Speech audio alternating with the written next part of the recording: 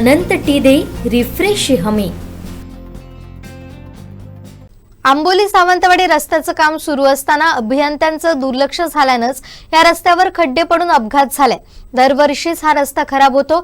या खड्ड्यांमध्ये मोठ्या प्रमाणात भ्रष्टाचार झाल्याचा आरोप करत संबंधित अधिकाऱ्यांची चौकशी करावी आणि लोकांच्या अपघात मृत्यूस कारणीभूत ठरल्यानं फौजदारी गुन्हे दाखल करण्यात यावेत, अशी मागणी माजी नगराध्यक्ष बबन साळगावकर यांनी केली आहे। पोलीस निरीक्षक ऋषिकेश अधिकारी यांना याबाबतचं निवेदन दिलंय।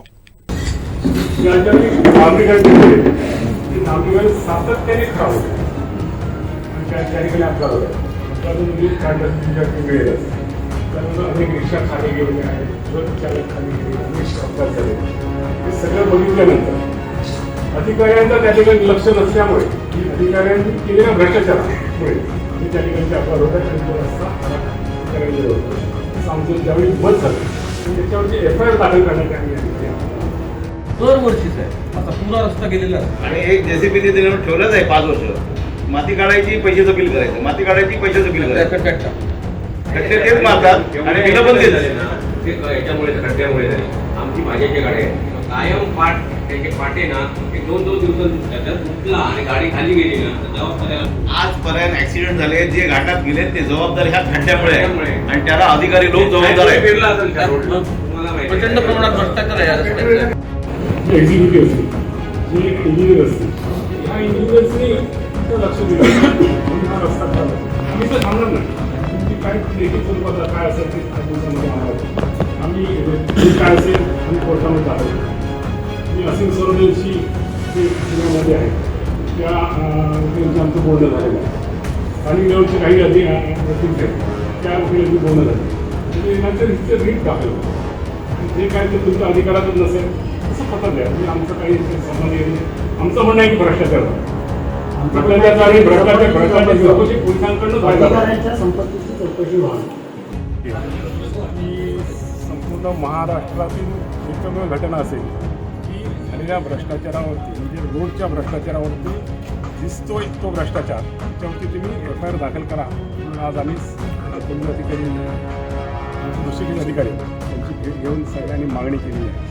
मुळात आंबोली घाट रस्ता गेल्या 10 वर्षाचा जर खर्च काढला तो करोडो रुपयांचा भ्रष्टाचार त्या ठिकाणी झालेला आहे. अधिकारी त्या ठिकाणी जात आहेत, अधिकारी TABला घेतलेली आहेत, अधिकाऱ्यांनी आपले शेरे मारलेले आहेत, काम योग्य झालेलं म्हणून.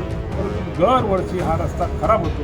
याचाच अर्थ अधिकारी तिथं लक्ष देत नाहीत आणि अधिकाऱ्यांच्या अनास्थेमुळे दुर्लक्षपणामुळे हा रस्ता सातत्याने खराब होतोय. अधिकाऱ्यांच्या जे अधिकारी तिथे दोषी आढळतील त्या अधिकाऱ्यांच्या सगळ्यांच्या प्रॉपर्टीज तपासा, त्यांच्याकडे त्यांच्या पगाराच्या व्यतिरिक्त त्यांच्याकडे संपत्ती कशी वाढली हे तपासा आणि तुम्हाला त्या ठिकाणचा भ्रष्टाचार आढळेल अशा स्वरूपाचं आज आम्ही त्या ठिकाणी एक तक्रार दिलेली आहे. साहेबांना म्हणाले की आपण SPंची बोलून निर्णय घेतला आहे.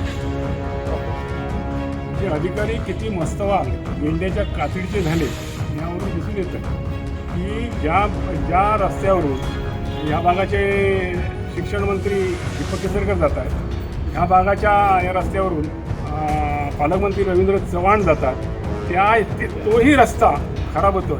याचा अर्थ संपूर्ण महाराष्ट्राच्या रस्त्याचा दर्जा कसा असेल याचा यावरून दिसून येतं. आम्ही इथंच थांबणार नाही. तर आंदोलन करत न बसता त्या ठिकाणी कायदेशीर सल्ला घेतो आहे आम्ही आणि जे वकिलांमार्फत आम्ही हे जे निवेदन यांचं काय उत्तर येतं बघतो आणि त्यानंतर जिल्हा न्यायालयामध्येच हाच अर्ज आमचा आणि त्याला सप्लिमेंटली दुसरा अर्ज जिल्हा न्यायालयाकडे आपण सादर करू आणि त्यांच्याकडनं निर्णय काय येतो बघून नंतर मग पुढचा धोरण ठरवतो. आमचे दिवसभरातले सर्व अपडेट्स, ताज्या घडामोडी आणि थेट लाईव्ह पाहण्यासाठी सबस्क्राईब करा, लाईक करा कोकणचं नंबर 1 महा चॅनल कोकण 7 लाईव्हचं YouTube चॅनल.